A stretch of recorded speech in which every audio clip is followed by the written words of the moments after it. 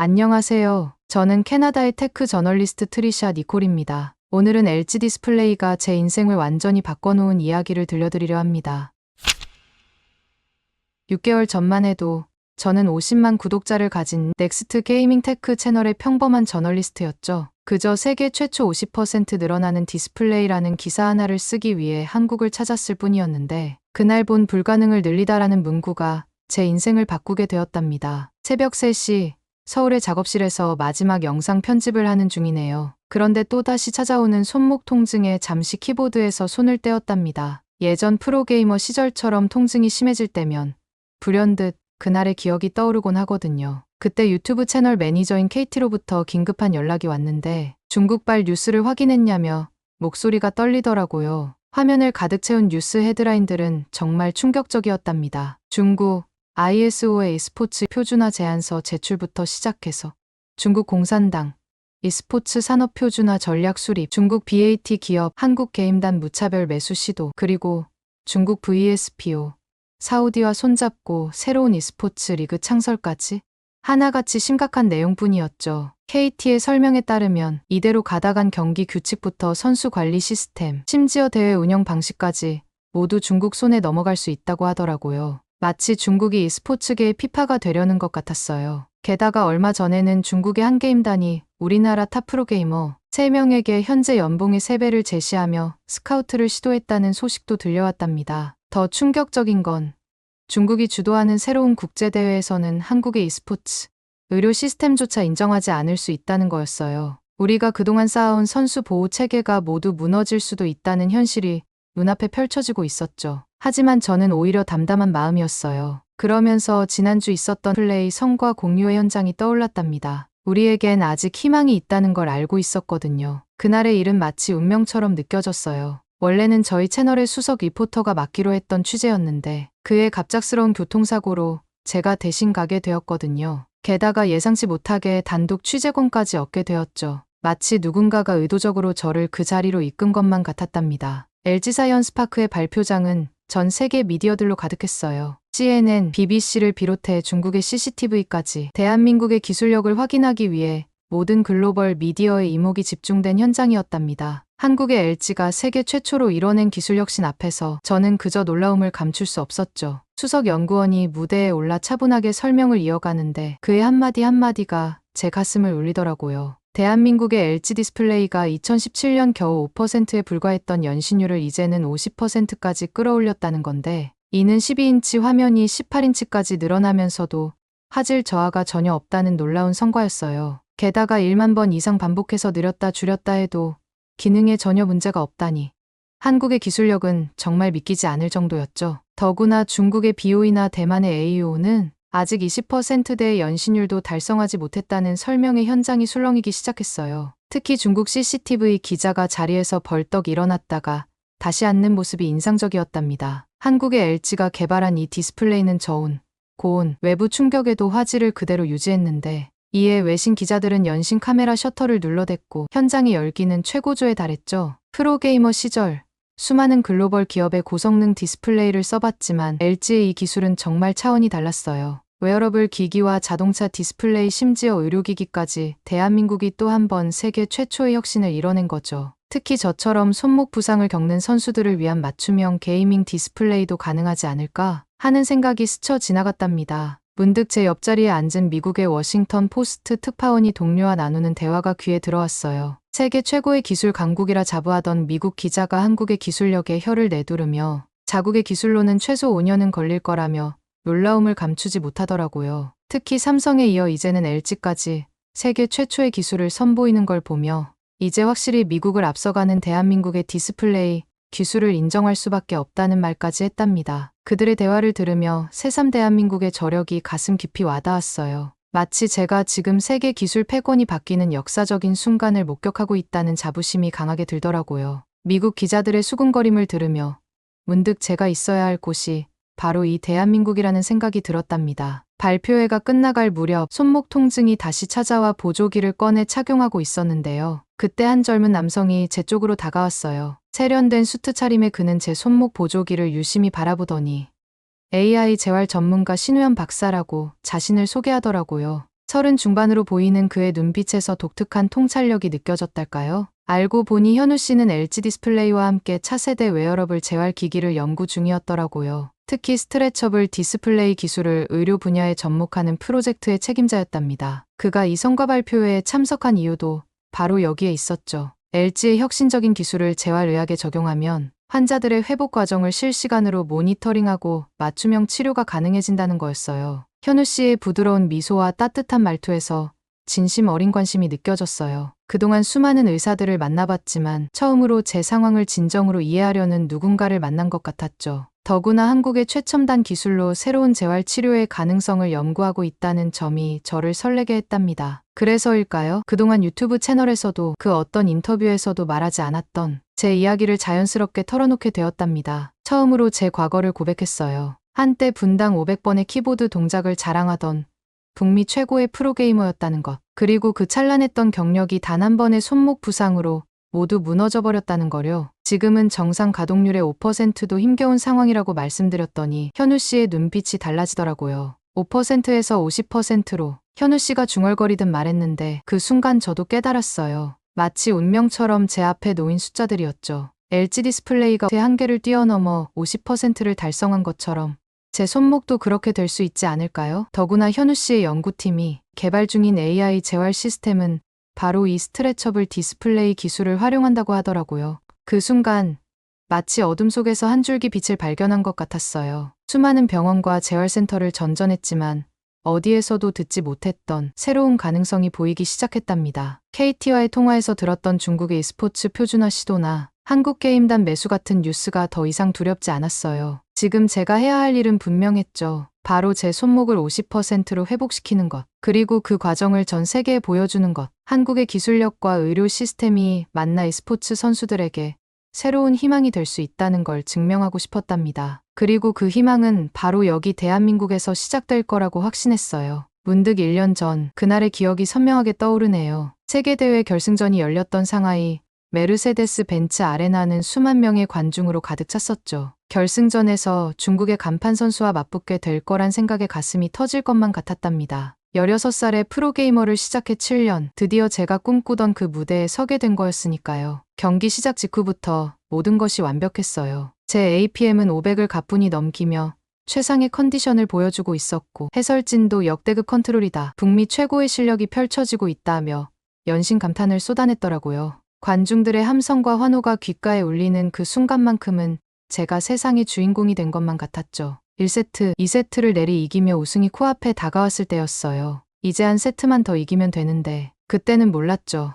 제 인생이 180도 바뀌게 될 거라는 걸. 3세트 중반, 그 순간이 찾아왔어요. 마치 날카로운 칼날이 손목을 관통하는 것 같은 고통이었죠. 전류가 흐르는 듯한 충격이 오른쪽 손목을 타고 올라오면서 그동안 한 번도 느껴보지 못한 공포가 엄습했답니다. 순간 마우스를 쥔 손에서 힘이 빠져나가는 걸 느꼈는데 7년간 꿈꿔왔던 우승컵이 모래성처럼 무너져 내리는 걸 지켜볼 수밖에 없었어요. 상대의 기습에 당하고 말았는데 그때 중국 선수의 비웃는 듯한 표정이 모니터에 비쳤더라고요. 결국 기권을 선언할 수밖에 없었어요. 그날 이후 중국 언론은 연일 서구의 스타 선수가 중국과의 대결을 앞두고 도망갔다는 식의 조롱 섞인 보도를 이어갔답니다. 하지만 이건 시작에 불과했습니다. 미국으로 돌아와 찾아간 병원마다 의사들의 차가운 선고가 이어졌고 절망적인 진단을 받기 시작했어요. 메이오 클리닉, 존스 홉킨스, 스탠포드까지 미국 최고의 병원들을 전전했지만 돌아오는 대답은 모두 똑같았죠. 정상 가동률의 5% 이상은 회복이 어렵다는 것.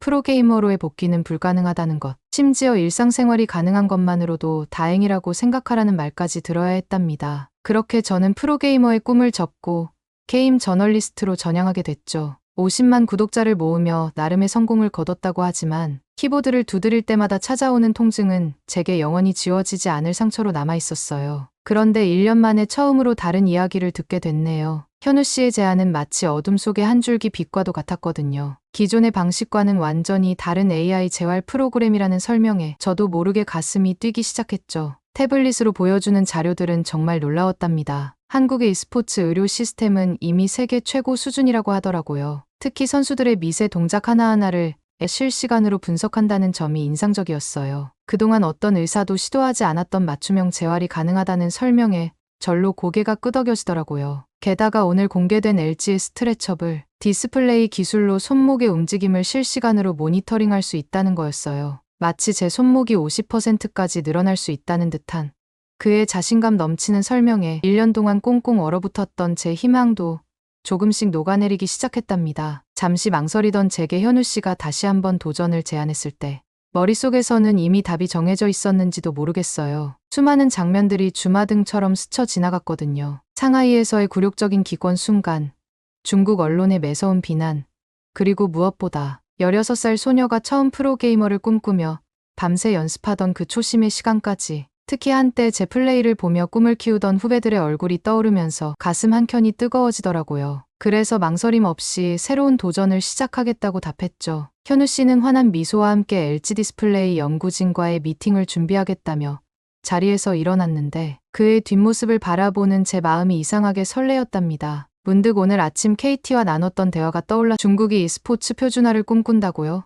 좋습니다. 하지만 진정한 표준은 숫자나 규정이 아닌 불가능을 가능으로 바꾸는 혁신에서 시작되는 법이죠. 5%를 50%로 바꾼 LG의 기술처럼 제 손목도 그렇게 될 수 있을 거란 희망이 생겼거든요. 그리고 그 도전의 시작점이 바로 여기 대한민국이 될 거란 걸 직감적으로 알 수 있었어요. 제 개인의 재활을 넘어 어쩌면 이곳에서의 스포츠 선수들의 새로운 미래가 시작될지도 모른다는 생각이 들더라고요. 마치 LG의 스트레처블 디스플레이처럼 한국의 기술이 또 한 번 세계의 판도를 바꾸게 될 것 같은 예감이 강하게 들었답니다. 이튿날부터 본격적인 재활이 시작됐네요. 연구소 한켠에 마련된 특별 재활실에 들어서는 순간 저도 모르게 탄성이 나왔답니다. 마치 SF 영화에서나 보던 첨단 장비들이 가득했거든요. 투명한 스트레처블 디스플레이가 벽면을 가득 채우고 한국이 자랑하는 최첨단 AI 시스템이 끊임없이 데이터를 분석하는 모습은 그야말로 압도적이었어요. 특히 현우 씨가 개발한 AI 재활 시스템은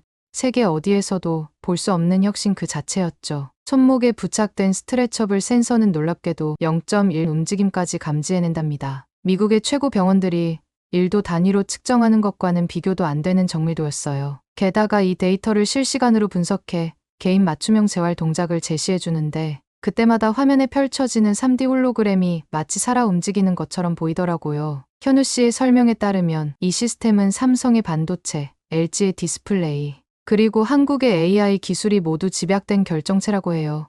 특히 스트레처블 센서는 LG 디스플레이가 50% 늘어나는 기술을 의료기기에 적용한 첫 사례라고 하더라고요. 그래서인지 중국은 물론 미국의 의료진들도 이 기술을 벤치마킹하기 위해 줄을 섰다는 말도 들었답니다. 하지만 재활 과정이 순탄하지만은 않았어요. 처음 2주 동안은 하루에 1도씩 손목 가동 범위를 넓혀가는 게 전부였죠. 때론 0.5도조차 늘리지 못하는 날도 있었는데 그럴 때마다 현우 씨는 AI 데이터를 보여주며 제 진전 상황을 설명해주곤 했답니다. 특히 인상 깊었던 건 제가 잠든 사이에도 AI 손목의 미세한 움직임을 분석하고 다음 날의 재활 계획을 수립한다는 거였어요. 이런 세심한 기술력이야말로 한국이 세계 최고라는 걸 다시 한번 실감하게 됐답니다. 그런데 재활 3주차에 들어서던 어느 날 충격적인 중국발 뉴스가 터졌네요. 한국의 허황된 재활 시스템, 전직 프로게이머 실험 대상으로 삼아라는 자극적인 헤드라인과 함께 마치 제가 무모한 실험의 희생양이 된 것처럼 보도한 거예요. 중국의 CCTV 특별 프로그램까지 제작해서 한국의 의료 시스템이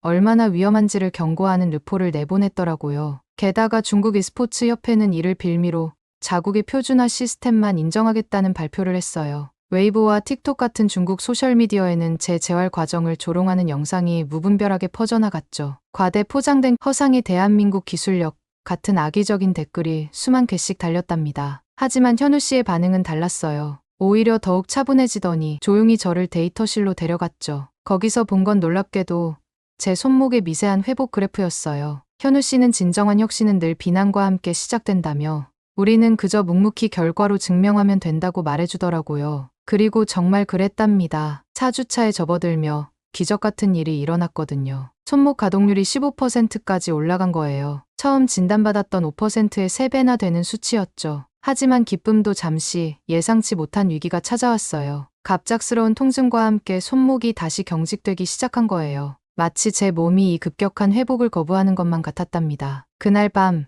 현우 씨의 연구실에 불이 꺼지지 않더라고요. 다음날 아침까지 쌓여있는 커피잔과 구겨진 연구 자료들을 보며 마음 한켠이 뭉클해졌어요. 미국에서는 느껴보지 못했던 환자를 향한 따뜻한 진심이 느껴졌거든요. 현우 씨는 피곤한 기색 속에서도 희망찬 목소리로 무언가를 놓치고 있었던 것 같다며 저를 안심시켰어요. LG 연구진들과 밤새 영상 통화를 하며 새로운 해결책을 찾아 나갔다고 하더라고요. 그 모습에서 한국 특유의 절대 포기하지 않는 끈기가 느껴져 더욱 감동적이었답니다. 그러던 어느 날 아침, 평소와 다른 현우 씨의 밝은 목소리에 고개를 들었어요. 그의 눈빛은 마치 유레카를 외치던 아르키메데스처럼 반짝이고 있었죠. LG의 스트레처블 디스플레이처럼 자연스럽게 늘어났다. 줄어드는 원리를 재활 치료에 적용해보자는 새로운 제안이었어요. 현우 씨의 설명은 신선했어요. 지금까지는 너무 기계적으로 접근했다는 것, 딱딱한 철근 같은 방식이 아니라 자연스럽게 흐르는 물처럼 유연해져야 한다는 거였죠. 그 말을 들으며 문득 깨달음이 왔어요. 제가 겪은 좌절도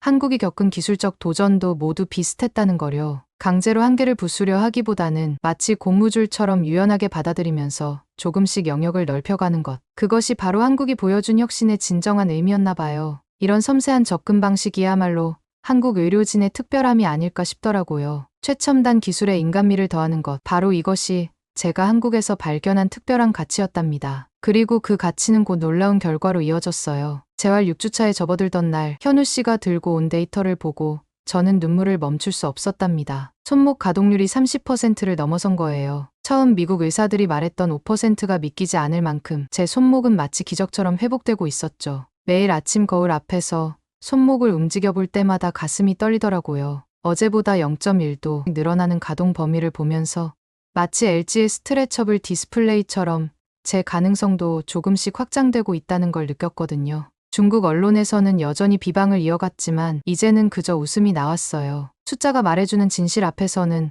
어떤 비난도 의미가 없으니까요. 그러던 어느 날 현우 씨가 조심스럽게 새로운 제안을 했어요. 제 재활 과정을 세계에 공개하자는 거였죠. 처음에는 망설였어요. 실패하면 어쩌나 하는 두려움도 있었고 또다시 중국 매체의 비난 세례를 받게 될까 걱정도 됐거든요. 하지만 문득 제가 받은 이 놀라운 치료가 전 세계의 다른 선수들에게도 희망이 될 수 있다는 생각이 들더라고요. 결국 저는 카메라 앞에 섰답니다. 매일매일의 재활 과정, 좌절과 희망이 교차하는 순간들, 그리고 한국의 의료진들이 보여준 따뜻한 진심까지 모든 것을 있는 그대로 담기로 했어요. 이제는 자신있게 말할 수 있어요. 중국이 아무리 e스포츠 표준화를 외쳐도 진정한 혁신은 기술력과 인간미가 공존하는 이곳, 대한민국에서 시작되고 있다는 거려. 매일 밤 현우 씨와 LG 연구진들이 끊임없이 연구하는 모습을 보며 확신하게 됐답니다. 이들이 만들어가는 새로운 길이야말로 머지않아 세계 e스포츠의 새로운 표준이 될 거라고요. 5%에서 시작해 30%를 넘어선 제 손목처럼 한국의 기술은 세계의 한계를 뛰어넘어 새로운 역사를 써내려가고 있었으니까요. 결국 그날이 왔네요. 병원에서 최종 검진 결과를 봤던 그 순간을 잊을 수가 없어요. 현우 씨가 들고 온 데이터를 보며 제 눈에는 눈물이 고이더라고요. 8주 만에 제 손목 가동률이 50%를 달성한 거예요. 마치 LG의 스트레처블 디스플레이가 5%에서 50%로 진화한 것처럼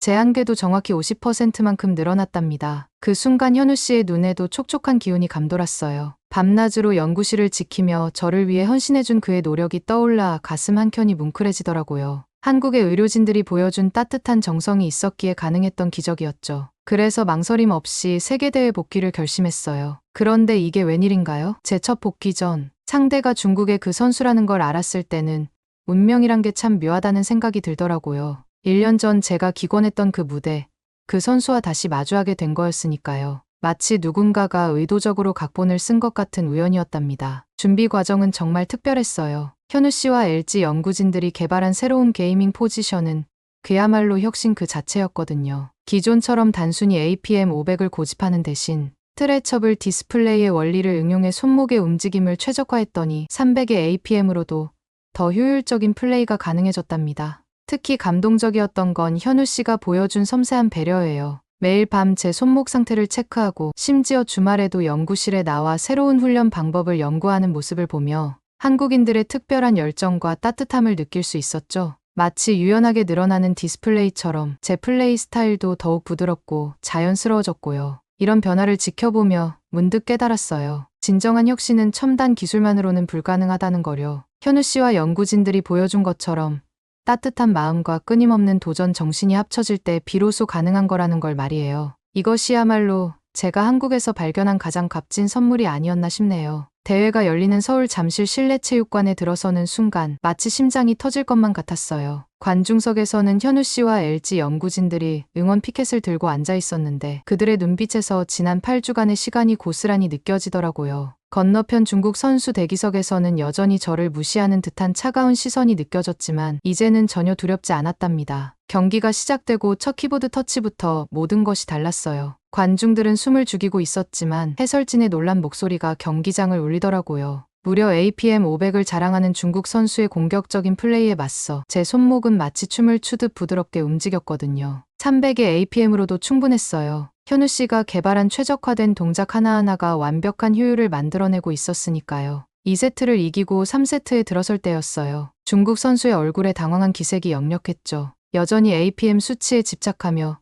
무모한 공격을 시도할 때마다 제 플레이는 마치 물 흐르듯 자연스럽게 그의 공격을 무력화시켰답니다. 그때 관중석에서 들려오는 함성이 점점 커져갔어요. 트리샤, 트리샤 하는 응원 소리와 함께 저는 문득 깨달았죠. 이건 더 이상 제 개인의 싸움이 아니라는 거요. 결국 승리를 확정지었을 때 그건 단순한 게임의 승리가 아니었어요. 한국의 기술력이 만들어낸 새로운 패러다임의 탄생이었죠. 중국의 양적 성장에 맞선 한국의 질적 혁신, 그것이 바로 이 승리의 진정한 의미였답니다. 경기 직후 공개된 제 재활 다큐멘터리 불가능을 늘리다 한국 기술의 도전은 전 세계 e스포츠 커뮤니티에 충격적인 반향을 일으켰어요. 5%에서 50%로의 기적 같은 회복, 그 이면에 숨겨진 한국의 따뜻한 기술력은 많은 이들의 마음을 울렸답니다. 다큐멘터리가 공개되고 일주일 만에 전 세계 e스포츠 선수들의 반응이 쏟아지기 시작했어요. 유럽의 유명 선수들은 자신들의 SNS에 한국의 의료 시스템을 지지하는 장문의 글을 올렸고 미국의 프로팀들은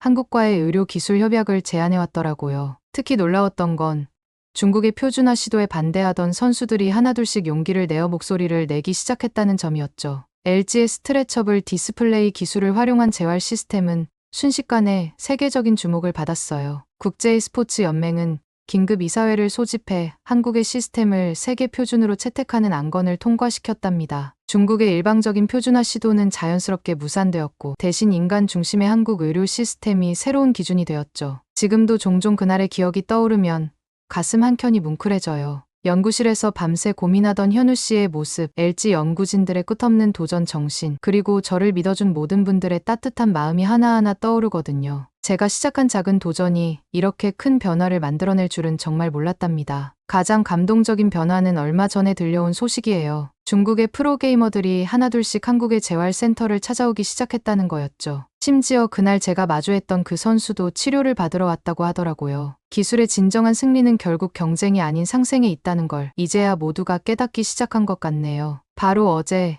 현우 씨에게서 놀라운 소식을 들었어요. 플레이가 늘어나는 차세대 스트레처블 디스플레이 개발에 착수했다는 소식이었죠. 마치 제 재활 과정을 지켜보면서 영감을 받은 것처럼 불가능해 보였던 5%의 한계를 50%로 넓힌 것에 만족하지 않고 또다시 새로운 도전을 시작한 거예요. 연구소를 찾았을 때 현우 씨와 연구진들의 눈빛은 8주 전 제가 처음 만났을 때처럼 반짝이고 있더라고요. 이번에는 의료용 스트레처블 디스플레이를 개발해서 더 많은 선수들에게 희망을 주겠다는 포부를 들려주었죠. 그 모습을 보며 다시 한번 깨달았어요. 진정한 혁신은 단순히 기술의 발전이 아닌 따뜻한 마음과 기술이 만나는 지점에서 시작된다는 거요. 제 이야기는 여기서 끝이 나지만 한국이 만들어갈 새로운 도전은 이제 막 시작된 것 같아요. LG의 기술이 그리고 현우 씨와 같은 따뜻한 연구진들의 열정이 앞으로 또 어떤 기적을 만들어낼지 정말 기대되네요. 그리고 저는 그 놀라운 여정의 첫 증인이 된 것을 평생 자랑스럽게 이야기할 수 있을 것 같답니다. 이제 저는 다시 캐나다로 돌아가요. 하지만 제 마음 한켠에는 영원히 지워지지 않을 한국에서의 기억이 새겨져 있을 거예요. 불가능을 가능으로 바꾸는 기술력, 그리고 그 기술에 인간미를 불어넣는 따뜻한 마음까지.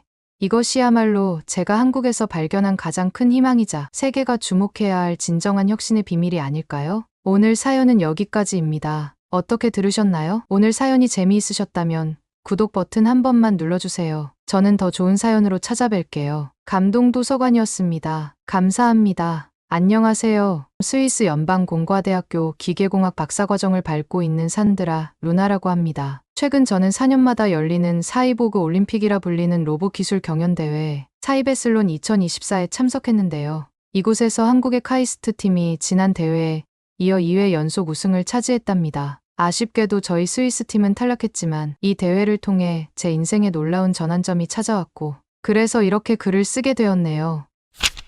저의 이야기를 하려면 가장 먼저 제가 가장 사랑하고 존경하는 제 아빠 이야기부터 시작해야 할 것 같습니다. 때로는 가슴 한켠이 먹먹해지고 눈시울이 붉어지는 이야기지만 이제는 미소 지으며 들려드릴 수 있게 되었거든요. 그때 저는 스위스 추리히 국제학교에 다니는 평범한 13살 소녀였습니다. 매일 아침 7시 은은한 알람 소리와 함께 눈을 뜨면 제일 먼저 보이는 건 창 너머로 펼쳐진 알프스 설산이었어요. 하얀 눈으로 뒤덮인 그 당당한 산맥을 볼 때마다 아빠의 모습이 떠올랐답니다. 아빠는 스위스의 자랑스러운 스키 국가대표였거든요. 하늘을 나는 독수리처럼 바람을 가르며 설원을 누비시던 그 모습은 세계 언론의 주목을 받았고 저는 그런 아빠가 세상에서 제일 자랑스러웠어요. 하지만 5년 전 제가 8살 때 그 끔찍한 사고가 있었죠. 연습 중에 일어난 사고로 아빠는 하반신 마비 판정을 받으셨어요. 그날 이후로 저희 가족의 삶은 완전히 달라졌답니다. 매일 아침 설산을 바라보며 훈련하시던 아빠는 이제 휠체어에 의지한 채 창밖만 바라보실 수 있게 되었으니까요. 그러던 어느 봄날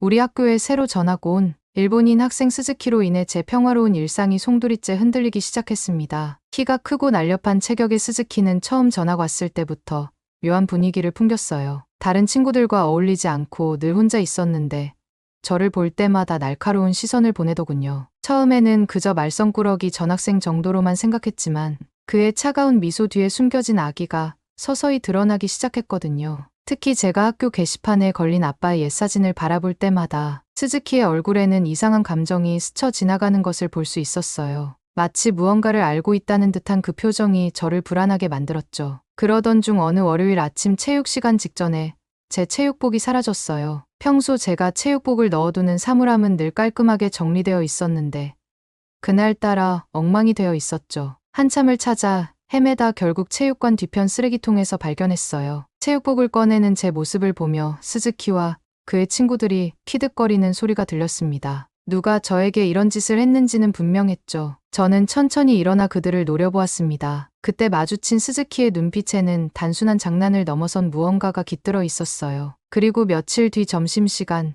식당에서 조용히 식사를 하고 있을 때였어요. 머리 위로 어두운 그림자가 드리워졌고 차가운 목소리가 들려왔죠. 휠체어 탄 스키 선수의 딸이 여기서 밥을 먹고 있네. 그 순간 등 뒤에서 누군가가 제 식판을 세게 쳤고 순식간에 제 교복은 스프 범벅이 되고 말았답니다. 스즈키였죠. 그의 입가에 맺힌 차가운 미소는 마치 오래 계획했던 일을 성공시킨 사람처럼 보였어요. 미안해 실수였어라는 스즈키의 말과 함께 그의 눈빛에는 의미를 알 수 없는 차가운 저기가 담겨 있었습니다. 그날 저는 더는 참을 수 없어 떨리는 목소리로 물었습니다. 도대체 왜 나를 괴롭히는 건지, 내가 무슨 잘못을 했다고 이러는 건지 처음으로 스즈키에게 대들었던 거죠. 스즈키는 잠시 저를 내려다보더니 차갑게 웃으며 말했습니다. 특별한 이유는 없다고, 그저 제가 보기 싫다고 했습니다. 그러면서 한때 스위스의 자랑이라 불리던 스키 선수가 이제는 휠체어나 타고 있다니 우스워서 참을 수 없다는 말까지 덧붙였죠. 저는 아빠를 모욕하지 말라며 소리쳤습니다. 주변의 시선이 우리에게 쏠렸지만 저는 아랑곳하지 않았죠. 하지만 스즈키는 비웃듯 말했습니다. 사실을 말하는 게 무슨 모욕이냐며. 스키 국가대표가 얼마나 실력이 없었으면 그렇게 쉬운 슬로프에서 사고가 났겠냐고.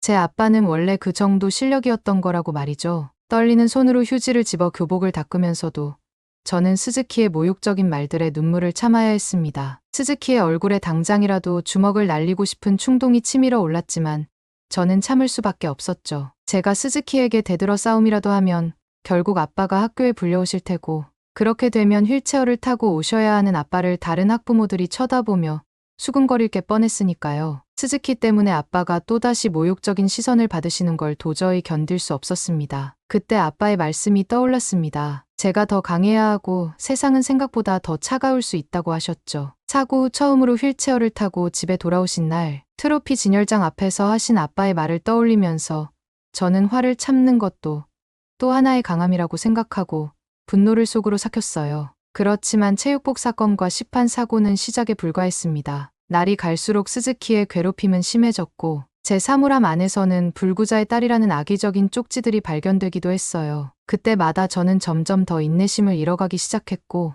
스즈키에게 언젠가 복수하려는 마음이 점점 더 커져갔습니다. 특히나 제가 아빠 때문에 화를 못 낼 것을 알고 아빠의 장애를 들먹이는 스즈키가 치졸하고 비열해 보였거든요. 그러던 어느 날 모든 것을 바꿔놓은 사건이 일어났습니다. 매년 5월에 열리는 학교 축제날이었죠. 저는 아빠께서 휠체어를 타고 계시다는 이유로 평소에는 학교 행사에 초대하지 않았지만 그날은 달랐습니다. 제가 피아노 연주 순서가 있었거든요. 아빠는 제 연주가 끝난 후 객석에서 가장 크게 박수를 쳐주셨습니다. 하지만 그 따뜻한 순간도 잠시였죠. 다음 순서를 위해 무대를 내려오려는 찰나 갑자기 스즈키가 무대 위로 뛰어올랐습니다. 마이크를 잡더니 휠체어 탄 올림픽 선수라니 웃기지 말라며 아빠를 공개적으로 조롱하기 시작했습니다. 순식간에 강당이 침묵에 빠졌고 저는 그 자리에서 얼어붙고 말았어요. 아빠를 향한 수백 명의 시선이 느껴졌고 그 무게에 제 심장이 무너져 내리는 것 같았습니다. 그 순간 제 안에서 무언가가 끊어졌습니다. 손끝부터 시작된 떨림이 온몸으로 퍼져나갔고 머릿속이 하얗게 변해갔죠. 이성의 끈이 하나둘 풀어지는 게 느껴졌습니다. 이제까지 참아왔던 모든 분노가 끓어오르기 시작했고 심장이 터질 듯이 뛰었습니다. 스즈키를 당장 죽여버리고 싶다는 생각까지 들 정도였죠. 누구나 저 같은 상황이라면 마찬가지라고 생각해요. 저를 직접적으로 건드는 게 아닌 몸이 불편한 아빠를 건드는 게 얼마나 치졸하고 비열한 짓인지를. 특히 이날만큼은 아빠께서 직접 와주신 날이었고 제가 피아노를 연주하는 모습을 자랑스럽게 지켜봐 주신 그 소중한 날이기도 했어요. 그런데 이렇게 많은 사람들 앞에서 아빠의 장애를 조롱한다는 건 더 이상 인간적인 대우를 바라지 않겠다는 선전포고나 다름없었습니다. 지금 생각해도 다시 이때로 돌아간다 해도 똑같이 스즈키에 대한 분노가 일었을 거예요. 무슨 일이 있어도 이번만큼은 스즈키의 얼굴에 주먹을 날려야겠다는 생각이 제 깊은 곳에서부터 끌어올랐습니다. 무대를 내려가던 발걸음을 멈추고 천천히 스즈키를 향해 돌아섰습니다. 마이크를 든 채 비웃고 있는 스즈키를 향해 다시 무대로 올라서려는 그 순간이었습니다. 바로 그때였습니다. 강당을 가득 채운 침묵 속에서 관객석 뒤쪽에서 한 소년이 번개처럼 튀어나왔습니다. 계단을 몇 칸씩 뛰어올라 무대로 향하는 발걸음 소리가 쩌렁쩌렁 울렸죠. 그리고는 순식간에 스즈키의 팔을 등 뒤로 꺾어 제압했습니다. 순식간에 무대로 뛰어오른 소년의 날렵한 움직임은 마치 영화의 한 장면 같았어요. 그는 우리 반의 조용한 전학생 상균이었습니다. 그때 상균이의 단호한 목소리가 강당에 울려 퍼졌습니다. 다시는 루나를 괴롭히지 마. 내가 모욕하는 건 스위스가 자랑스러워하는 국가대표 선수야. 그리고 그분은 루나의 아빠시고. 상균이의 목소리에는 분노보다는 강인한 위험이 느껴졌습니다. 마치 오랫동안 준비했던 대사처럼 흔들림 없는 목소리였죠. 상균의 손에 꺾인 스즈키의 팔은 등 뒤로 꽈당꽈당 휘어져 있었고 스즈키는 짧은 비명과 함께 강당 바닥에 어깨를 쳐박고 말았습니다. 평소에 오만한 태도는 온데간데 없이 사라졌고 자신을 이렇게 순식간에 제압할 거라고는 상상도 못했다는 당혹감이 역력했죠. 나중에 알고 보니 상균이는 6년 동안 태권도를 수련했고 한국 유학 시절에는 전국대회에서 입상한 실력자였다고 합니다. 그의 단단한 체격이 스즈키를 완벽하게 제압하고 있는 모습은 마치 정의의 심판 같았습니다. 이 장면을 지켜보던 강당 안의 분위기도 순식간에 바뀌었습니다. 처음에는 아빠를 향했던 동정 어린 시선들이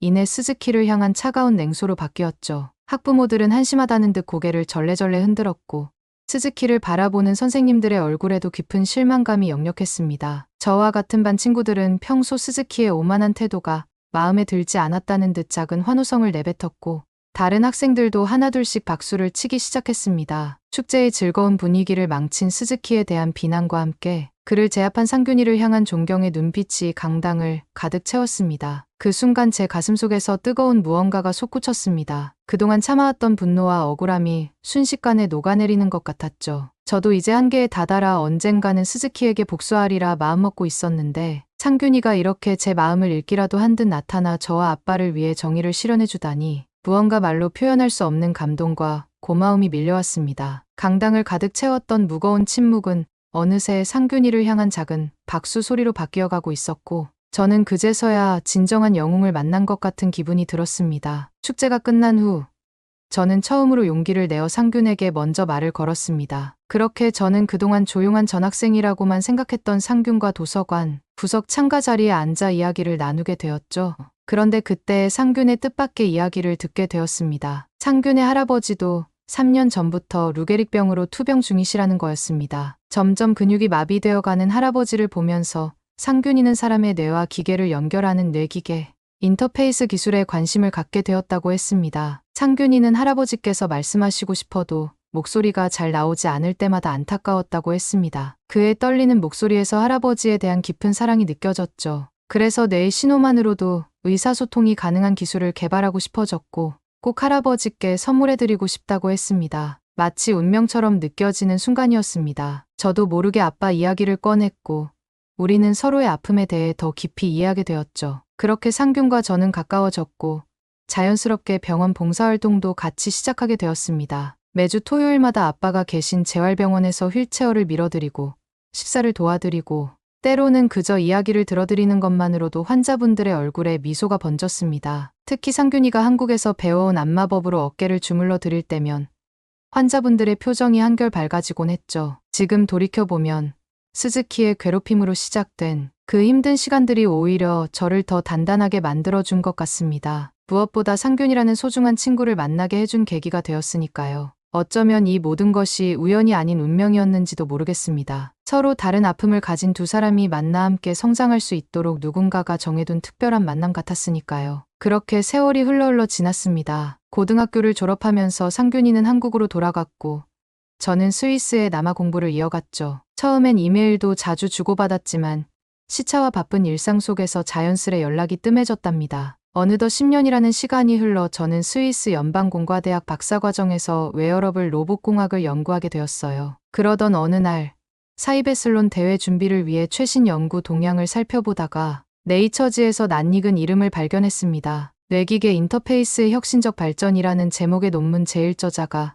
김상균이었거든요. 순간 가슴이 덜컥 내려앉았지만 동명이인일 수도 있다는 생각에 확신하지는 못했답니다. 그런데 운명이었을까요? 며칠 후 취리히에서 열린 의공학 컨퍼런스에서 기조연설자로 나선 연구자를 보는 순간 저는 그 자리에서 얼어붙고 말았어요. 10년이라는 세월이 무색하게 단 1초 만에 그를 알아볼 수 있었습니다. 까만 교복을 입고 태권도 자세로 스즈키를 제압했던 그 당당한 모습 그대로였으니까요. 발표가 끝나고 청중들의 박수 소리가 잦아들 무렵 우리의 시선이 마주쳤습니다. 상균의 눈이 커졌고 곧이어 환한 미소가 번졌죠. 그렇게 우리의 재회는 시작되었답니다. 취리히 후숟가를 거닐며 나눈 이야기는 정말 끝이 없었답니다. 10년이라는 시간 동안 우리는 각자의 자리에서 꿈을 향해 달려왔더군요. 상균은 카이스트에서 뇌기계 인터페이스를 연구하며 할아버지와의 약속을 이뤄가고 있었고 저는 아빠를 위한 웨어러블 로봇을 연구하고 있었습니다. 특히 한국의 발전상을 전해주는 상균의 이야기는 저를 완전히 매료시켰어요. 로제 아파트 노래가 세계 1위를 기록했다는 뉴스를 전하자 저도 반가운 마음에 우리 연구실 동료들도 다 알고 있다며 맞장구를 쳤네요. 상균은 그런 제 반응이 신기한 듯 웃으며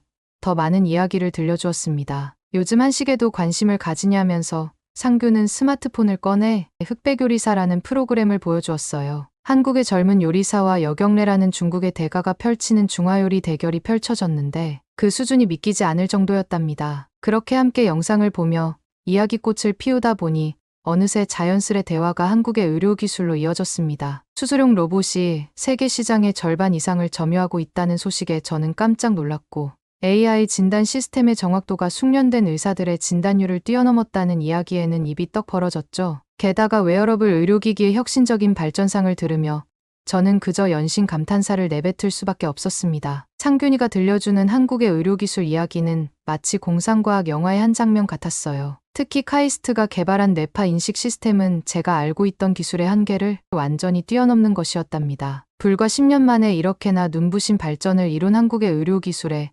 경이로움을 느끼지 않을 수 없었어요. 세상에, 정말 믿을 수 없다. 제 말에 상균이는 빙그레 웃으며 더 놀라운 소식을 들려주었죠. 이미 전 세계 상위 10개 병원 중 7곳에서 한국의 의료 시스템을 도입했다는 거예요. 순간 제 마음속에는 작은 희망이 자라나기 시작했습니다. 어쩌면 아빠도 다시 스키를 탈 수 있지 않을까 하는 기대가 생겼거든요. 그렇게 해가 저물어갈 무렵 상균이 알프스가 보이는 전망, 좋은 레스토랑을 알고 있다며 저녁 식사를 제안했습니다. 알프스 설산이 한눈에 보이는 알프스 뷰 레스토랑은 상균이 학창시절 즐겨 찾던 곳이라고 했어요. 그의 제안에 흔쾌히 동의했죠. 옛 추억이 담긴 장소에서 10년 만에 재회를 자축하고 싶었거든요. 알프스 설산이 한눈에 보이는 알프스 뷰 레스토랑에서 우리는 10년 전 그날의 이야기로 시간 가는 줄 몰랐답니다. 그때 내가 스즈키 팔 꺾어서 강당 바닥에 처박았을 때 진짜 통쾌하더라. 제가 웃으며 말하자 상균이도 따라 웃었습니다. 사실 나도 그때 엄청 떨렸어. 태권도는 했지만 실전은 처음이었거든. 상균이의 솔직한 고백에 우리는 또다시 웃음보가 터졌습니다. 그때였어요. 제 등 뒤에서 익숙하면서도 낯선 목소리가 들려왔습니다. 뒤돌아보는 순간 저는 그대로 얼어붙고 말았죠. 키가 크고 백발이 성성한 토마스 코치님이 저희 테이블 앞에 서 계셨거든요. 아빠의 올림픽 시절부터 함께했던 든든한 조력자이자 가족 같은 존재였던 분이었습니다. 10년이 넘는 세월 동안 한 번도 마주치지 못했던 분을 하필 이날 이곳에서 만나다니. 코치님은 제가 이렇게 훌쩍 자랐다며 문시우를 붉히셨어요. 제 어깨를 토닥이시더니 자연스럽게 저희 테이블에 합석하셨죠. 알고 보니 이 레스토랑이 코치님의 단골집이었다고 해요. 코치님은 아빠와의 추억을 이야기하기 시작하셨어요. 20년이 넘는 세월 동안 한 팀으로 지내왔다고 했죠. 아빠가 처음 국가대표가 되었을 때부터 올림픽 금메달을 따기까지 모든 순간을 함께했다고 하셨어요. 아빠는 천재였고 설산에서는 그 누구도 따라올 수 없었다고 회상하셨습니다. 그러다 코치님은 갑자기 오사카 스키 프로젝트에 대해 물으셨어요. 목소리가 한 톤 낮아진 채로 일본의 한 스포츠 기업이 진행했던 혁신적인 스키 장비 개발 프로젝트였다고 설명하시다가 아빠 이야기를 꺼내려다 말씀을 멈추셨습니다. 마치 더 이상 이야기를 해서는 안 될 것 같다는 듯한 표정이셨죠. 단순히 아빠의 사고를 떠올리시며 마음이 아프셔서 그러신 걸까요? 하지만 왠지 모르게 이상한 느낌이 들었어요. 코치님의 눈빛에는 제가 한 번도 본 적 없는 깊은 그늘이 드리워져 있었고 마치 오래도록 가슴 한켠에 묻어두었던 무거운 비밀을 간직하고 계신 것만 같았거든요. 하지만 그날 저녁은 그런 의문들을 잊을 만큼 즐거웠답니다. 달빛 아래 반짝이는 추리의 호수를 배경으로 우리는 마치 시간이 멈춘 것처럼 이야기를 나눴어요. 10년 전 그날의 소녀는 이제 세계적인 연구자가 되어 있었고 그의 꿈은 하나둘 현실이 되어가고 있었습니다. 창밖으로 보이는 알프스의 설산이 달빛에 반짝이는 걸 보며 문득 생각했어요. 앞으로 펼쳐질 사이베슬론 대회에서 우리가 또 어떤 운명적인 만남을 하게 될지, 그리고 그 만남이 우리에게 어떤 새로운 이야기를 들려줄지. 그리고 마침내 그날이 왔습니다. 사이보그 올림픽이라 불리는 사이베슬론 대회가 드디어 시작된 거예요. 4년마다 스위스에서 열리는 이 대회는 전 세계 로봇 공학자들의 축제이자 장애인들의 새로운 희망이 되어주는 자리였죠. 특히 저에게는 아빠를 다시 일으켜 세울 수 있는 기술을 확인할 수 있는 소중한 기회였답니다. 이번 대회에는 26개국에서 71개 팀이 참가했는데 그 중에서도 웨어러블 로봇 종목은 단순한 보조기구가 아닌 완전한 보행을 가능하게 하는 대회의 꽃이었답니다. 우리 스위스 팀은 4년이라는 시간 동안 밤낮 없이 연구실에서 시뮬레이션을 돌리고 수없이 많은 실험을 반복하며 준비했죠. 이번엔 꼭 아빠를 다시 걷게 해드리고 싶었거든요. 하지만 이번 대회의 미션 난이도는 상상을 초월했습니다. 지팡이 없이 걷기, 좁은 의자 사이 이동하기, 양손으로 요리하기 등 너무나 어려운 과제들 앞에서 많은 팀들이 중도 포기를 선언했고 결국 한국과 스위스 팀을 비롯해 6개의 팀만이 도전장을 내밀었답니다. 드디어 우리 스위스 팀의 차례가 왔어요. 이번 대회에서 우승하면 스위스가 웨어러블 로봇 기술의 선두주자로 우뚝 설 수 있고 무엇보다 아빠가 다시 걷게 될 수도 있다는 희망이 현실이 될 수 있었기에 저는 그 어느 때보다 간절한 마음으로 가슴을 졸였답니다. 심장이 터질 것만 같은 긴장감 속에서 로봇을 입은 우리 팀 선수가 첫 번째 미션을 수행하기 시작했어요. 의자에서 일어서려 시도했는데 선수의 다리가 조금씩 떨리기 시작했습니다. 아마도 로봇의 무릎 관절부에 장착된 모터의 토크가 부족했고 균형 제어를 위한 자이로 센서의 반응 속도도 너무 느렸거든요. 게다가 인공지능 기반의 보행 제어 시스템이 실시간으로 자세를 교정하지 못해 미세한 떨림이 점점 커져갔답니다. 결국 균형을 잡는 데만 5분을 써버리고 말았어요. 시간이 지체될수록 저는 점점 더 초조해졌습니다. 휠체어에 앉아 계신 아빠의 모습이 자꾸만 떠올랐고 이런 불완전한 기술로는 절대 아빠를 다시 일으켜 세울 수 없을 거란 불안감이 밀려왔거든요. 하지만 그때 문득 포기하지 마라. 넘어져도 다시 일어나는 것. 그게 바로 진정한 스키 선수의 정신이야 라는 아빠의 말씀이 떠올랐어요. 용기를 내어 두 번째 미션인 짧은 거리 걷기에 도전했어요. 하지만 로봇의 한계는 여실히 드러났습니다. 불안정한 보폭과 느린 반응 속도 때문에 한 발자국 내딛는데도 엄청난 시간이 걸렸고 결국 두 번째 미션을 겨우 통과하고 나니 주어진 10분이 모두 지나가 버렸답니다. 시간 종료됐습니다. 진행자의 차가운 목소리가 전시장에 울려 퍼졌어요. 저는 그만 그 자리에 주저앉고 말았습니다. 4년간의 노력이 이 정도밖에 되지 않는다는 사실이 너무나 괴로웠고 아빠를 다시 일으켜 세우겠다던 제 야심찬 꿈이 너무나 초라해 보였죠. 옆에서 위로하는 팀원들의 말소리도 들리지 않았어요. 태국 팀도 우리와 비슷한 성적이었어요. 모두가 좌절감에 빠져 고개를 떨구고 있을 때 카이스트 팀의 소개가 이어졌습니다. 한국의 카이스트 팀은 4년 전 대회에서도 우승을 차지했던 팀이라 기대감이 높았지만 이번 미션의 난이도는 달랐어요. 설마 이번에도 라는 의구심이 들 정도로 불가능에 가까운 과제들이 많이 있었거든요. 하지만 그때였어요. 실제 하반신마비 장애인 선수인 김승환 연구원이 조용히 손을 들어 시작을 알렸습니다. 순간 전시장의 공기가 얼어붙었죠. 그리고 믿을 수 없는 광경이 펼쳐졌답니다. 워크온 슈트 F1이라는 웨어러블 로봇이 마치 철갑상어의 비늘처럼 김승환 연구원의 몸에 완벽하게 밀착되더니 마치 춤을 추듯 우아하게 그를 일으켜 세웠어요. 저는 순간 제 눈앞에서 펼쳐지는 보고도 믿을 수 없는 광경에 그 자리에서 얼어붙어 버리고 말았습니다. 방금 전까지 우리가 겪었던 고난이 거짓말처럼 느껴질 정도로 완벽한 동작이었거든요. 떨리는 손으로 입을 가리며 놀람을 감출 수가 없었어요. 특히 로봇이 김승환 연구원의 몸에 밀착되는 순간 마치 제 심장이 멎는 것 같았답니다. 우리가 4년간 이루지 못한 꿈 같은 광경이 눈앞에서 펼쳐지고 있었으니까요. 문득 휠체어에 앉아 계신 아빠의 모습이 떠올랐어요. 혹시 정말로 가능할까, 아빠도 이렇게 자연스럽게 일어서실 수 있을까 하는 생각에 가슴 한켠이 뜨거워지면서 눈시울이 부러졌답니다. 이건 바로 제가 그토록 꿈꾸던 미래였기 때문이죠. 놀란 마음을 애써 누르고 한국팀의 경기를 계속 지켜봤는데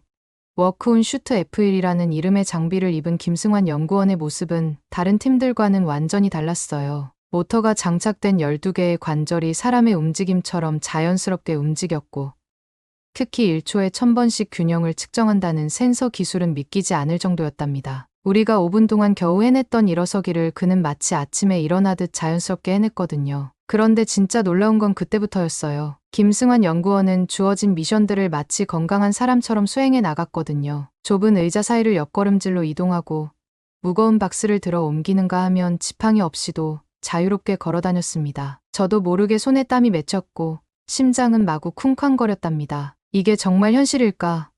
저는 눈을 몇 번이고 비볐어요. 우리가 불가능하다고 생각했던 모든 동작들을 한국의 카이스트 팀은 마치 평범한 일상처럼 수행해내고 있었거든요. 특히 김승환 연구원의 얼굴에 떠오른 미소를 보며 저는 눈물을 참을 수 없었어요. 그 미소 속에는 장애를 극복한 기쁨과 자부심이 가득했으니까요. 문득 스위스의 웨어러블 로봇 기술이 얼마나 부족했는지 깨달았습니다. 하지만 이상하게도 좌절감은 들지 않았어요. 오히려 가슴속에서 희망이 피어오르는 걸 느꼈죠. 우리가 꿈꾸던 미래가 바로 지금 이 순간 눈앞에서 현실이 되고 있었으니까요. 하지만 가장 충격적인 순간은 요리 미션에서 찾아왔어요. 김승환 연구원이 주방에서 허리를 굽혀 식재료를 써는 모습을 보며 저는 참았던 눈물을 터뜨리고 말았습니다. 그 모습이 마치 사고 전 아빠의 모습과 오버랩 되었거든요. 예전에 아빠가 주말마다 제가 좋아하는 요리를 해주시던 그때의 기억이 물밀듯이 밀려왔어요. 특히 김승환 연구원이 칼을 잡고 당근을 써는 그 자연스러운 손놀림은 마치 아빠가 다시 부엌에 서 계신 것 같은 착각마저 들게 했답니다. 혹시 이 기술이라면 아빠도 다시 가슴 한켠에서 타오르는 희망을 억누를 수가 없었어요. 그동안 불가능하다고 생각했던 일들이 어쩌면 현실이 될 수도 있다는 생각에 온몸이 떨려왔습니다. 불과 6분 41초. 카이스트 팀은 모든 미션을 완벽하게 통과했어요. 우리가 10분 동안 겨우 2개 미션을 해낸 것과는 비교도 안 되는 놀라운 성과였죠. 전시장은 기립박수와 환호성으로 가득 찼고 심지어 경쟁 팀들조차 감탄을 숨기지 못했답니다. 이건 한국팀의 압도적으로 뛰어난 세계 최고 기술력의 승리임과 동시에 전 세계 장애인들에게 주는 희망의 환호성이었어요. 저는 그 자리에 서서 한동안 움직일 수가 없었어요. 눈앞에서 일어난 일들이 마치 꿈만 같았거든요. 방금 전까지 느꼈던 좌절감은 온데간데 없이 사라지고 대신 가슴 한가득 희망이 차올랐답니다. 이제는 확신할 수 있었어요. 언젠가 아빠도 이 기술로 다시 일어서실 수 있을 거라는 것을, 그리고 우리 가족의 일상도 다시 돌아올 수 있으리라는 것을. 그중에 특히 인상 깊었던 건 이 모든 부품과 기술이 순수 한국 기술로 이루어졌다는 점이에요. 12개의 관절을 정교하게 제어하는 고성능 모터부터 1초에 1000번씩 균형을 측정하는 첨단 자이로 센서, 그리고 실시간으로 보행을 보조하는 AI 신경망 시스템까지 모든 것이 한국에서 개발되었다고 해요. 이런 첨단 기술들이 하나로 어우러져 마치 살아있는 생명체처럼 움직이는 모습을 보며 저는 한국의 기술력에 새삼 경외감을 느낄 수밖에 없었답니다. 우리 스위스조차도 해외 기술에 의존하고 있는데 한국은 모든 걸 자체 개발했다는 사실이 놀라웠죠. 더구나 휠체어 사용자가 스스로 장비를 착용할 수 있게 설계했다는 점은 정말 감동적이었어요. 장애인의 자존심과 존엄성까지 생각한 섬세함이 느껴졌거든요. 경기가 끝난 후 김승환 연구원은 인터뷰에서 눈시울을 붉히며 말씀하셨어요. 세계 최고인 대한민국의 웨어러블 로봇 기술을 제 몸으로 알릴 수 있어서 너무나 감격스럽습니다. 무엇보다 사랑하는 두 자녀에게 아빠의 멋진 모습을 보여줄 수 있어 기쁩니다. 그 말씀을 들으며 저는 아빠 생각에 저도 모르게 눈물이 흘렀어요. 장애를 극복하고 자녀들에게 자랑스러운 모습을 보여주고 싶은 마음이 제 아빠의 마음과 똑같았으니까요. 대회가 끝난 후 저는 한동안 그 자리를 떠나지 못했어요. 머릿속에서는 아빠와 관련된 장면들이 영화처럼 스쳐 지나갔답니다. 휠체어에 앉아 창밖의 설산을 바라보시던 아빠의 쓸쓸한 뒷모습, 그리고 이제는 그 아빠가 이 장비를 입고 다시 한번 설산을 향해 힘차게 활강하시는 모습까지 마치 제가 그토록 그리던 과거와 미래가 한순간에 겹쳐지는 것 같았어요. 그때 제 마음속에서는 작은 불꽃 하나가 타오르기 시작했습니다. 그동안 막연하게만 느껴졌던 희망이 이제는 현실이 될 수 있다는 확신으로 바뀌어가고 있었거든요. 마치 김승환 연구원의 자녀들처럼 저도 곧 아빠의 자랑스러운 모습을 다시 볼 수 있을 것만 같았답니다. 눈시울이 붉어지는 걸 느끼며 저는 마음속으로 다짐했어요. 이제 정말 아빠를 다시 일으켜 세울 수 있을 거야. 한국의 기술이라면 반드시 가능할 거야. 그리고 이 다짐은 단순한 바람이 아닌 현실이 될 수 있다는 강한 믿음으로 변해 있었죠. 전시장을 나서는 순간 저는 처음으로 알프스를 두려움 없이 바라볼 수 있었답니다. 그동안 아빠의 사고를 떠올리게 하는 차가운 설산이 이제는 우리 가족에게 새로운 시작을 약속하는 희망의 상징으로 보였으니까요. 김승환 연구원이 보여준 것처럼 우리 아빠도 곧 이 설산을 다시 누비실 수 있을 거예요. 그리고 그날이 오면 저는 세상 누구보다도 자랑스러운 딸이 되어 있을 거랍니다. 희망에 부푼 마음으로 저는 곧바로 아빠께 이 소식을 전하러 갔어요. 재활병원에서 아빠를 뵈러 가는 길에 토마스 코치님과 마주쳤는데 코치님도 같은 생각을 하고 계셨나 봐요. 아빠의 병실 앞에서 한참을 서성이고 계셨거든요. 저는 코치님과 함께 병원 정원의 벤치에 앉아 설렘을 감추지 못하고 카이스트 팀의 놀라운 기술에 대해 이야기했습니다. 코치님, 이제 정말 희망이 생겼어요. 카이스트의 웨어러블 로봇이 상용화되고 더 발전하면 아빠도 다시 달릴 수 있고 예전처럼 빠르게 스키도 타실 수 있을 것 같아요. 그런데 제 말이 끝나자마자 코치님의 표정이 순식간에 굳어졌어요. 레스토랑에서처럼 또다시 그 무거운 그림자가 코치님의 얼굴을 덮었죠. 다른 사람들은 모두 기쁜 소식인데 코치님만 유독 무거운 표정을 지으시는 게 이상했어요. 마치 오래된 죄책감이라도 털어내야 할 것처럼 고통스러운 표정이셨달까요? 문득 레스토랑에서 오사카 스키 프로젝트를 언급하실 때의 그 불편한 눈빛이 떠올랐습니다. 그때도 지금도 코치님의 표정에는 뭔가 말 못할 비밀이 숨겨져 있는 것만 같았어요. 저는 용기를 내어 조심스럽게 오사카 스키 프로젝트와 관련이 있는지 레스토랑에서도 그러셨고 아빠 얘기만 나오면 항상 표정이 어두워지시는 것 같다고 물었습니다. 코치님은 한참을 말없이 먼 산을 바라보시더니 마침내 떨리는 목소리로 말씀을 시작하셨어요. 아빠의 사고는 단순한 우연이 아니었다고 했습니다. 코치님의 목소리에는 오랫동안 가슴속에 묻어두었던 무거운 슬픔이 묻어났어요. 당시 아빠가 신으셨던 스키 장비는 오사카 스포츠사의 비밀 프로젝트 제품이었고 충분한 안전성 테스트도 거치지 않은 채 스키 선수의 속도를 극한으로 끌어올리기 위해 무리하게 설계된 제품이었다고 해요. 저는 그 자리에서 얼어붙고 말았습니다. 코치님의 말씀은 계속 이어졌어요. 스즈키의 아버지가 그 프로젝트의 책임자였다는 사실과 올림픽을 앞두고 무리하게 새로운 장비를 테스트하도록 압박했다는 것. 그리고 사고 이후 이 모든 진실이 철저히 은폐되었다는 충격적인 이야기였죠. 코치님은 그동안 말씀하지 못해 정말 미안하다고 하셨어요. 하지만 어제 카이스트 팀의 발표를 보면서 결심하셨다고 했습니다. 이제는 제가 모든 진실을 알아야 할 것 같다고 하시면서 특히 카이스트의 기술에는 무엇보다 안전이 최우선으로 고려되어 있어서 당시 오사카 스포츠사가 저지른 실수와는 완전히 다르다고 말씀하셨어요. 그 순간 머릿속이 하얗게 변했어요. 모든 것이 선명하게 이해되기 시작했죠. 스즈키가 저를 그토록 괴롭혔던 이유, 아빠의 사고를 비웃었던 이유, 그리고 그의 아버지가 왜 갑자기 일본으로 돌아갔는지까지. 코치님의 고백은 계속 이어졌습니다. 당시 오사카 스포츠사는 새로운 스키 장비로 시장을 장악하려 했다고 해요. 최고의 스키 선수였던 아빠를 내세워 그들의 제품을 홍보하려 했던 거죠. 하지만 그들은 안전은 뒤로 한 채 오직 속도와 성능만을 추구했다고 합니다. 이 이야기를 듣는 순간 저는 그 자리에 주저앉고 말았어요. 온몸이 부들부들 떨리면서 손끝까지 차가워지는 게 느껴졌습니다. 그동안 단순한 사고라고만 생각했던 일이 사실은 누군가의 욕심으로 인한 것이었다니. 아빠의 꿈과 열정을 이용해 먹으려 했다는 사실에 치밀어 오르는 분노를 주체할 수 없었죠. 목 안쪽이 뜨거워지고 눈앞이 흐려졌어요. 병실에 누워 계시는 아빠의 모습, 늘 휠체어에 앉아 창밖만 바라보시는 모습. 그 모든 것들이 스즈키의 아버지와 오사카 스포츠사 때문이었다니. 가슴 한편이 무너져 내리는 것만 같았습니다. 그때 마침 상균이에게 전화가 왔습니다. 카이스트로 돌아간 상균이가 아빠의 사고 당시 스키 장비를 AI로 분석해보았다는 거예요. 그리고 그의 시뮬레이션 결과는 놀랍게도 코치님의 이야기와 정확히 일치했답니다. 결함 있는 설계, 부실한 안전장치, 무리한 속도 제어까지 모든 것이 사고를 부르는 재앙이었다는 거죠. 상균이의 시뮬레이션 결과를 듣자 제 안에서 복잡한 감정들이 파도처럼 밀려왔어요. 처음엔 분노가 치밀어 올랐습니다. 아빠의 꿈과 열정을 이용해 실험 도구로 삼았다니. 이윤 추구에만 눈이 멀어 한 사람의 인생을 망가뜨린 그들을 용서할 수 없었죠. 하지만 곧이어 깊은 후회와 자책감이 밀려들었어요. 왜 그동안 아무것도 알아채지 못했을까?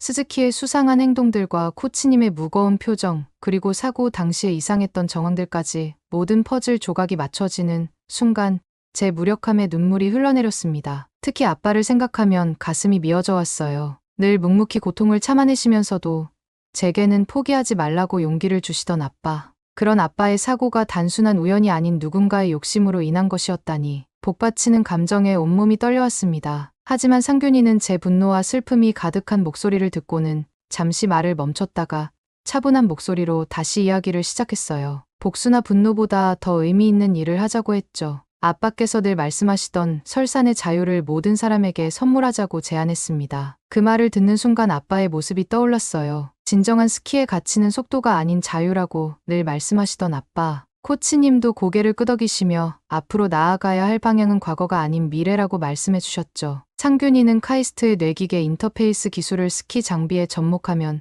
선수의 안전을 완벽하게 보장하면서도 최상의 퍼포먼스를 낼 수 있을 거라고 했어요. 실시간으로 신체 상태를 모니터링하고 위험 상황을 미리 예측해 사고를 방지할 수 있다는 거죠. 그리고 이 기술이야말로 장애가 있는 분들도 안전하게 스키를 즐길 수 있게 해줄 거라고 했습니다. 우리는 곧바로 새로운 프로젝트를 시작하기로 결정했어요. 스위스의 전통적인 스키 기술과 한국의 첨단 기술이 만나 모든 사람이 안전하게 즐길 수 있는 스포츠 장비를 개발하기로 한 거죠. 이것이야말로 아빠를 다시 웃게 만들 수 있는 가장 의미 있는 일이라 생각했으니까요. 곧 알프스의 설산에서 새로운 역사적 순간이 펼쳐질 거예요. 세계 최고의 기술력을 가진 카이스트 팀과 함께라면 우리는 반드시 아빠를 다시 슬로프 위에 세울 수 있을 거예요. 그리고 그날이 오면 아빠는 다시 한번 진정한 설산의 자유를 만끽하실 수 있겠죠. 이제 우리의 새로운 도전이 시작됩니다. 오늘 사연은 여기까지입니다. 어떻게 들으셨나요?